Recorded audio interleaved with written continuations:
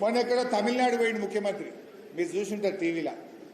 ఏమన్నాడు ఆడికి పోయి, తమిళనాడులో ఎంత మంచి గవర్నమెంటు, పిల్లలకు పొద్దుగాల టిఫిన్ పెడుతుండ్రు అన్నాడు. దీనికి బుద్ధి ఉన్నదా? ఈయననే విద్యాశాఖ మంత్రి. కేసీఆర్ ఎప్పుడో పెట్టిండు కదా సీఎం బ్రేక్ఫాస్ట్ పథకం అని, వచ్చి బంద్ పెట్టింది నువ్వు. ఇంకా సిగ్గు లేకుండా తమిళనాడులో పోయి అబ్బాయి బ్రేక్ఫాస్ట్ పెడుతుండ్రు, మిమ్మల్ని చూసి నేర్చుకుంటాము అంటాడు.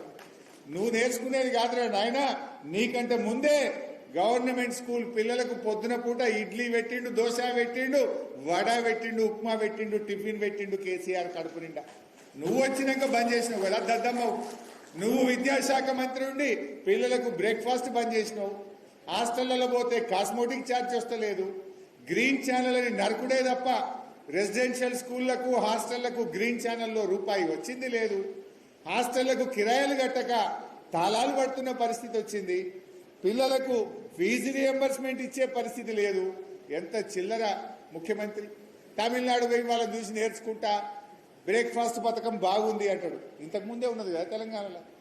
కేసీఆర్ ఎప్పుడో పెట్టిండు కదా, నువ్వు వచ్చి బంద్ పెట్టినావు కదా, ఇంకా సిగ్గు లేకుండా మాట్లాడతాడు. అన్ని అబద్ధాలు.